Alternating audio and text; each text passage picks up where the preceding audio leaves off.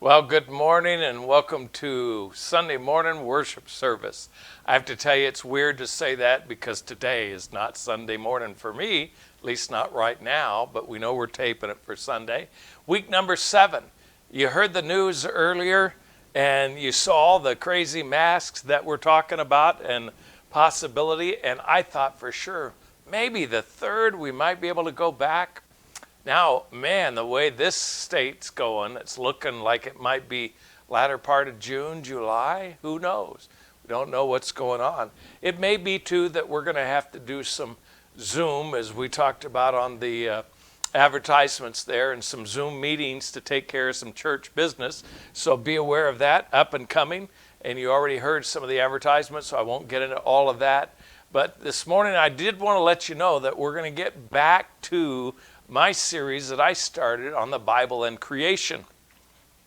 We started this earlier on in the year, and we've been away from it for about 5 weeks, 4 weeks, somewhere in that neighborhood, where as a pastor, a lot of times you have to understand, I react to what's going on, and I want to feed our people, excuse me, and make sure that we really are looking at things from a biblical perspective with whatever we're encountering. And this is such a global epidemic. I pray that the Lord will continue to guide us and lead us through all that we are encountering. But today, we're going to look back at lesson number 6. That's day 4 of the creation of the sun, the moon, and the stars. Now I say look back. We haven't looked there yet. So we've already had 5 lessons. So if you don't mind, you might want to fast forward this. If you're not watching it live, if you were live, you're stuck.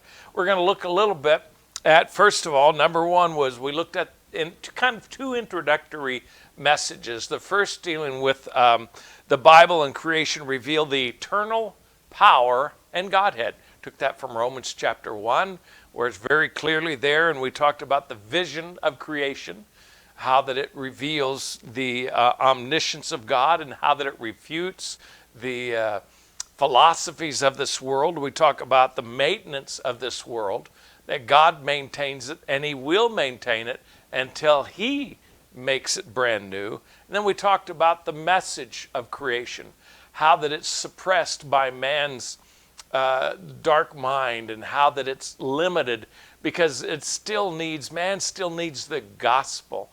And then how that though it is sufficient, because if we'll respond, if we'll look at creation and learn and respond to that little light that God gives us, God will give us more light. In our second lesson, we talked about how that the Bible and creation declare his glory.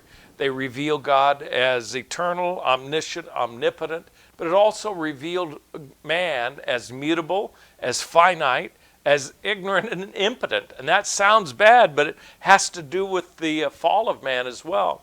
But creation exposes God as the designer, the builder, the sustainer, the owner, and the ruler of this planet. And it reveals our need of the grace of God to save us from the fall of man and the sin of man. In lesson number 3, which began with the day 1, we talked about lessons from light. And in that lesson, to me, it was absolutely amazing. The first thing you find out about, God created light, and it's not until in our lesson 6, day 4, that he creates the sun, moon, and the stars, which he talks about being the giver of lights. Yes, but light, the real source of light, and that science of light comes from God. But we did talk about how that it reveals God as the source of light, how that light is a function and makes a distinction of things. It's a spiritual illustration. We'll see it a little bit later. And we need to have spiritual eyes really to see the light that comes from God. In lecture number 4, that was creation day number 2, we talked about hearing the heavens. There we talked about and how that the heavens do call for us to come and worship the Creator. How that they call for us to come and to magnify the Maker, and how that they call for our attention. They speak every day to us to encourage us to find our purpose, to fulfill the purpose for which God has created us for. And then number 5, the last one that we did was on creation day number 3. We talked about discovering dry ground. we found out how that the entire globe was covered in water. But then God revealed and gathered that water and gathered the land apart so that it could be inhabited by man. He prepared it just for us. And I encourage you to see the lesson of standing on dry ground, standing where God puts you and gives you the sustenance that you need. But now we want to get into our sixth lesson and dealing with day 4 of the creation of the sun and the moon and the stars. And I'm going to use 3 words that you're going to see that will deal with or explain from the passages that we're going to look at, having to do with their functions, with their features, and their faithfulness. But for that, let's get into Genesis chapter 1, verses 14 through 19, where we read, "And God said, let there be lights in the firmament of the heaven to divide the day from the night, and let them be for signs and for seasons and for days and for years, and let them be for lights in the firmament of the heaven to give." And God made 2 great lights, the greater light to rule the day and the lesser light to rule the night. He made the stars also. And God set them in the firmament of the heaven to give light upon the earth, and to rule over the day and over the night, and to divide the light from the darkness. And God saw that it was good, and the evening and the morning were the 4th day. Now, we talked about, too, how all of this reveals who God is, how God works, His power, His wisdom, and His understanding. That's why we're going to use those 3 words that I mentioned, and so we're going to focus on those for just a minute again, talking about their functions, talking about the sun, the moon, and the stars. How do they function? We're going to talk about their features. And by the way, just let me give you a little bit, because some people sometimes don't understand the distinction between a function and a feature. If we were to talk about it or illustrate it in the easiest way, would be like, say, a hammer. What's the function of a hammer? There's all kinds of hammers, but the one I'm thinking about in my mind is a hammer has a purpose of driving a nail into a piece of wood. That's the function of that hammer. The feature of that hammer is that it's a 12-ounce titanium molded piece of steel with a polymer handle that fits your hand just right. You get kind of the idea. When I was in sales with data communications, we used to say something about the functions were what the programmers developed. The features were what we as salesmen sold people. So we'll get that a little bit clearer when we go through this. But I want to show you verses 14, verse 15, and verse 18.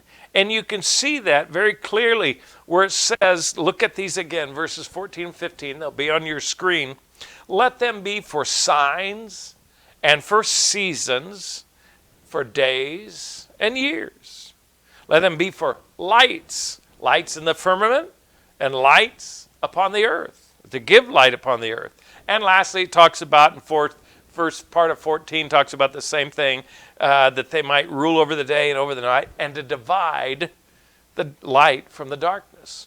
There you can see, without getting into any scientific aspects of this, although it describes a great deal of science, talking about the revolution of the earth, the wobble of the earth, all of those things are going to be included in that, because you're talking about seasons, the times, the days, and the years. So what we see when we focus on just the functions of the sun, the moon, and the stars, what's their function? Number 1, they are markers of time.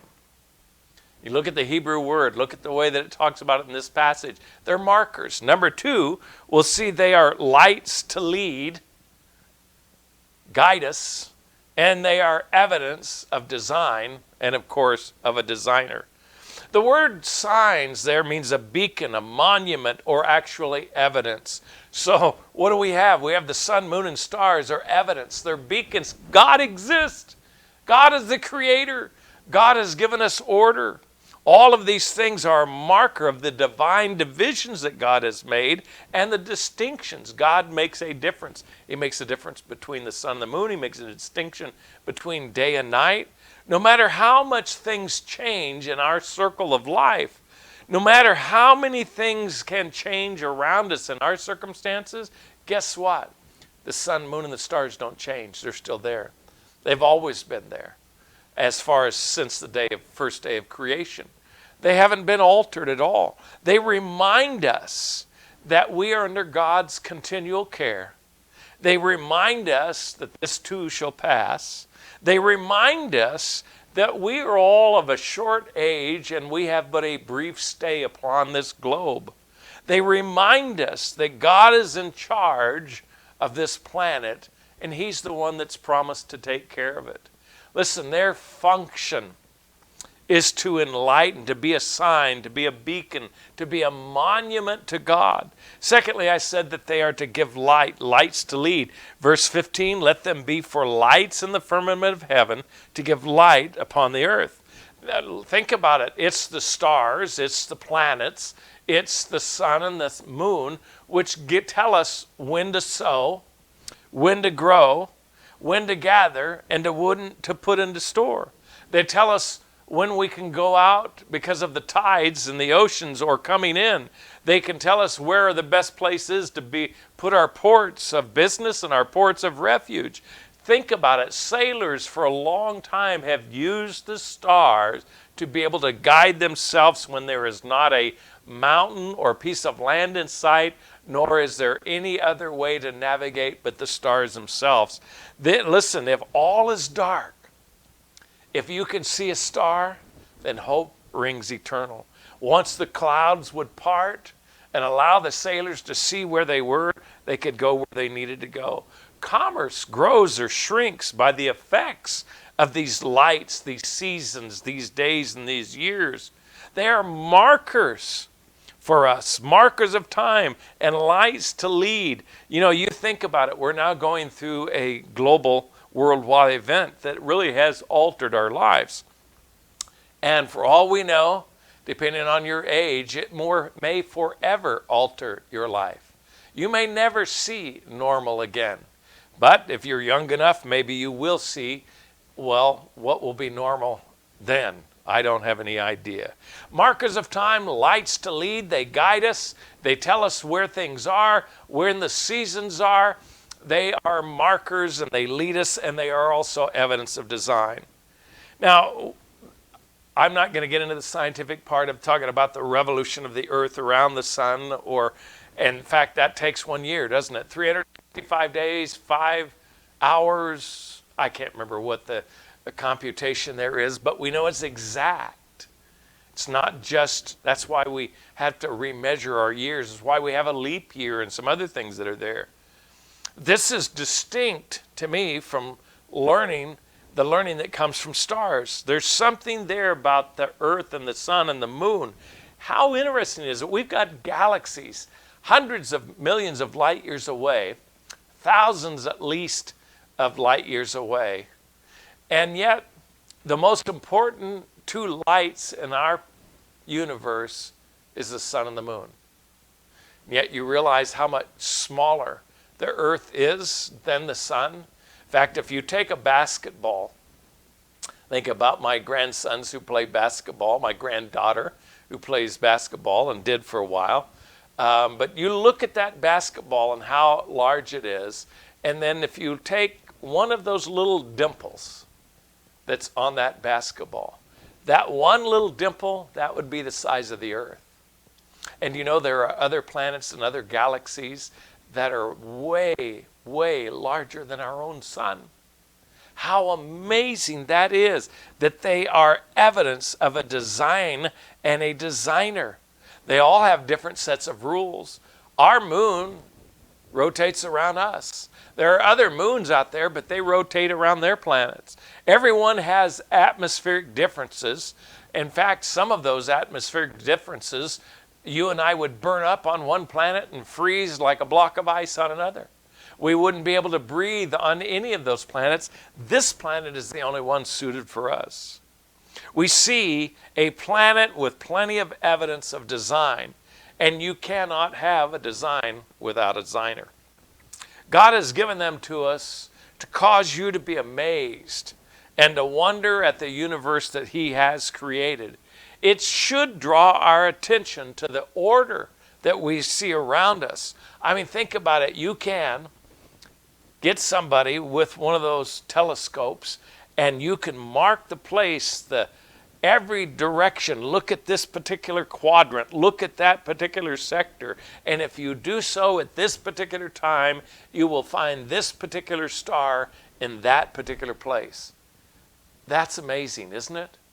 Why is it that we can actually do that and calculate it out, and mathematics is involved as well?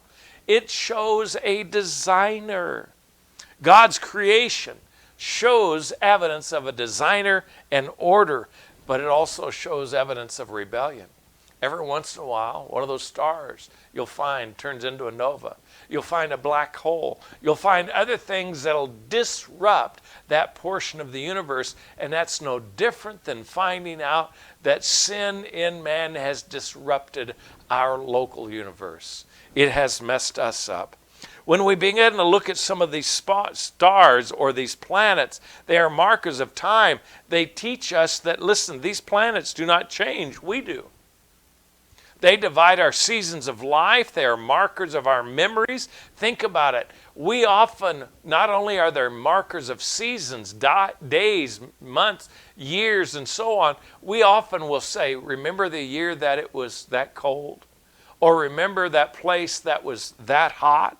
Remember the wind? Remember the rain? Remember the snow? All because of these planets where we're at and the elevation, everything that's here. Remember when we sat out that night on the rock up in the mountains and we could actually see all the stars that we could never see down home in the city? All of a sudden we're out here in the country and it's amazing. Not only can we see the stars, but we can see those rebel stars that fall every once in a while. Those meteors that come into our atmosphere and burn up before they ever get there. You think of all these things and how the moon affects our tide. It's evidence of a designer. Their functions, they're markers of time. They're lights to lead us and guide us. And they're evidence of a designer and a design. Secondly, we want to look at their features.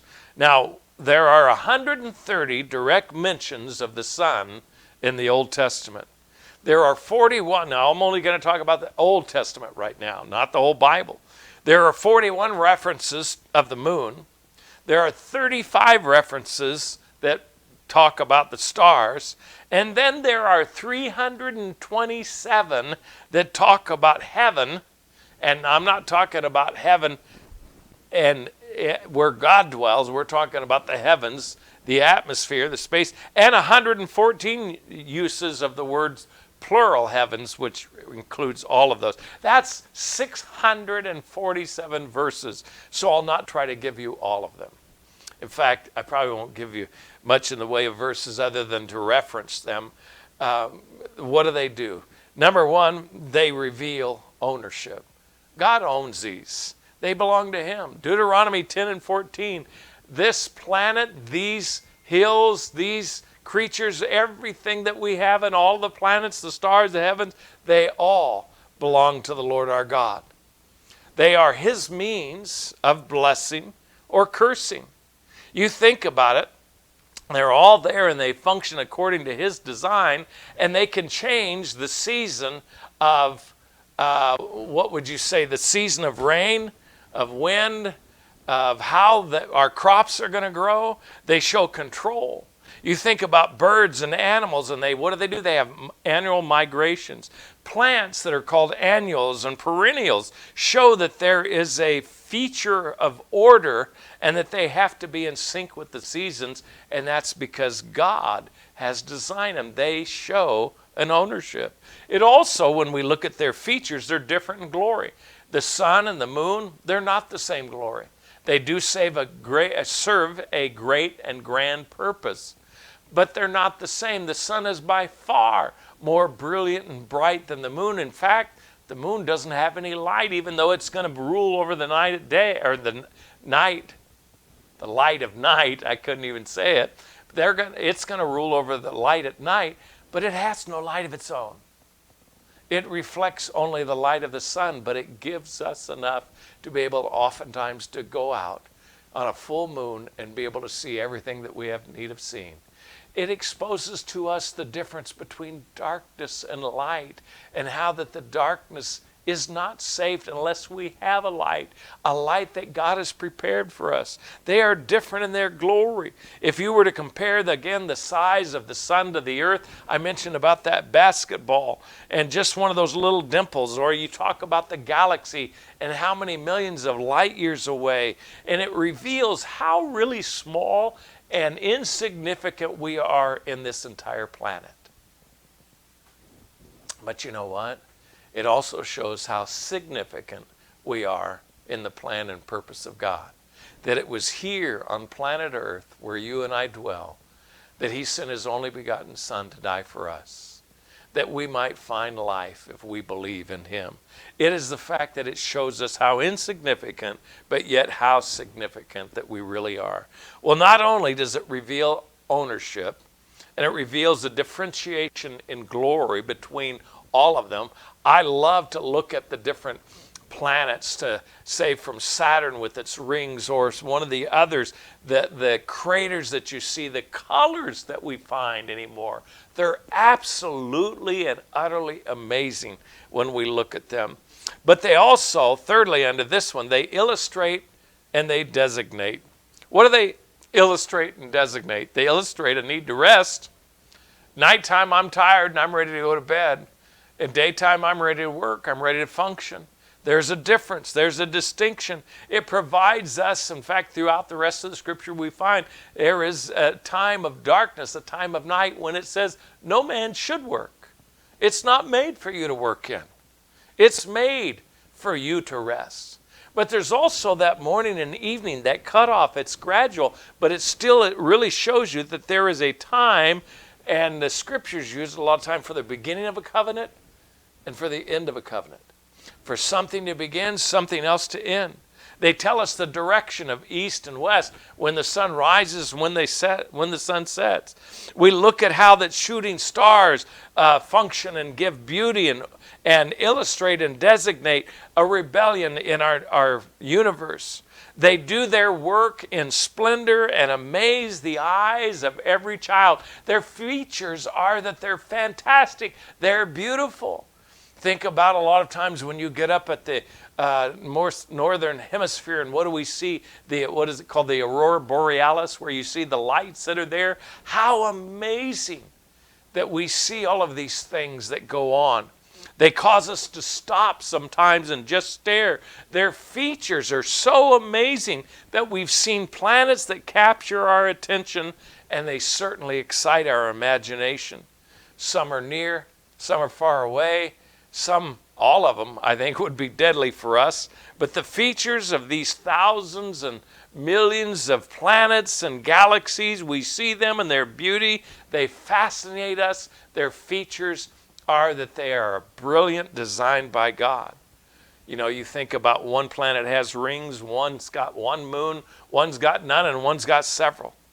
All they do is they designate and show the power and order of divine providence, and they indicate that changes in a worldwide way, which really are beyond the ability of man. We're too small to change any of these things. Lastly, the sun, the moon, and the stars. When you look back at those scriptures, verses 14 and 15, and then verse 18, if you focus on that, that's at the first part of verse 14, but I saved it for here in verse 18, where it says, what is it? They are to rule over the day and over the night, and to divide the light from the darkness. There's a lot that I could say on this, but I'm only going to really give you two probably minor points out of this. Number one, they stay active in their space.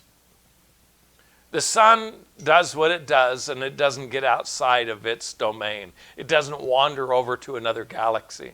Our moon doesn't travel up to Venus and decided it wants to be there because it likes the view a lot better than here on Earth. They have an orbit that they have been put in, and they've been given a place and a purpose and a design, and they fill exactly what God gave them to do and how God gave them to do it. There's, again, that order of creation, and they are actively obeying their Creator, and they do so with absolute accuracy and beauty as well. Secondly, they obey the command of God. When they are told to stand still, they stand still. Ever remember that story in Joshua? People will mock at that and talk about it as if it was something, oh, that can't happen. Listen, God's in control of creation. And however it was that they prayed and however it was it worked out, God has control that they no longer had their effect. The nighttime didn't come. The army kept fighting, and we know that for a fact because of our faith. They stood in their place and they served their purpose. All of this to our utter amazement. We see, and I look at it, and what do you see? I see their beauty. I see their magnificence. I stand in awe of their order and their accuracy and their consistency. In fact, we spend time staring at them, don't we? How long can you sit out at night and watch the stars? As a child, we could do it for a long time until we were told, you got to come in, you got to go to bed, you can't stay up any later. We were just thrilled to do nothing but chat and look at the stars. We love drawing them. We love taking their picture and teaching our children all about them. We make up stories about them, and we follow God's design and purpose for them. Now, with all that said, I tell you that their faithfulness, they keep in order what God has given them to do. Now, I'm going to make this all applicable to you and I. I don't see, and I don't think anybody sees their obedience as slavery, as if it was robbing them of their freedom. We see their brilliance, their beauty, their tranquility, their serenity. We can trace sadness, their departure, and sound off with courses of praise and thanksgiving with their arrival. Then why do we see a life as being restricted, enslaved, and insufferable if it's given to Jesus to live for Him for all of eternity? Doesn't make sense to me. We look at all of His creation and the order of it and the beauty of it and recognize how great it is, and yet we rebel against, we rebel against God's order and God's design for ourselves. We want to be in charge. Our greatest beauty, our greatest blessing will be when we are in accordance with God's plan. You see, why God created the sun, the moon, and the stars? You've enjoyed them all of your life. The same stars that you look at, and maybe you can go look at tonight, just spend some time laying on the ground. I can remember going up to family camp up into the mountains here in northern California and spending time out on some rocks. And the kids had a rock that they used to go and sit and stare at the stars, because you can see them up in the mountains away from the city lights like you never can at any other time. And how amazing is that? Those are the same stars that your grandmother looked at. They're the same stars that your fifth great-grandfather looked at. They're the same stars that Moses looked at. They're the same stars that Abraham looked at when God said, look at them. If you can count them, that's how many kids you're going to have. They're the same stars that Adam and Eve saw, that Job wrote about. And it only took God's voice to speak them into existence. The psalmist compares their creation to the work of His fingers. Didn't take any more than that. Rest is God just spoken. But God took great effort in providing a redeemer and redemption for lost sinners. He sent His only begotten Son to live for us and to die in our place, that we might not have to go out into eternity apart from Him, never knowing Him. Look again at the sun and the moon, at the stars. Don't look at the sun too long. Do they look enslaved? Do they look enslaved? Do they look unhappy? Or do we see their glory and the reflective glory of their Creator? Learn from the Scriptures your function. Learn from the Scriptures your features. You can glorify God like no other creation of His in all of His universe. You and I can glorify Him if we will walk in His purpose. And you know this, that all men are born sinners. And all of us have gone astray. And every one of us need to know Jesus Christ as our Lord and Savior. We need to come to Him recognizing Him as the Lamb slain before the foundation of the world. We need to come to Him and see Him as our Redeemer and our redemption complete in Him. He went in once and obtained our eternal redemption for us. Would you trust Him today? Would you trust Him if you're seeing this, whenever it might be, that you can trust the Creator? Listen, He created the function, He created the features, and He created their faithfulness. And they give us what you can do to be the happiest and most blessed that you will ever be if you follow that same pattern. I pray the Lord's blessings upon you. Let's bow for real quickly. Father, I thank you for whoever might be watching this at whatever time. I have no idea.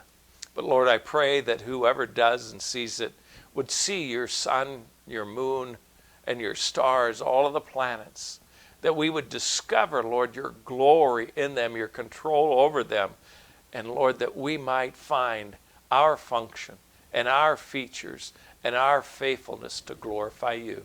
In Christ's name we ask it. Amen. Lord bless you all.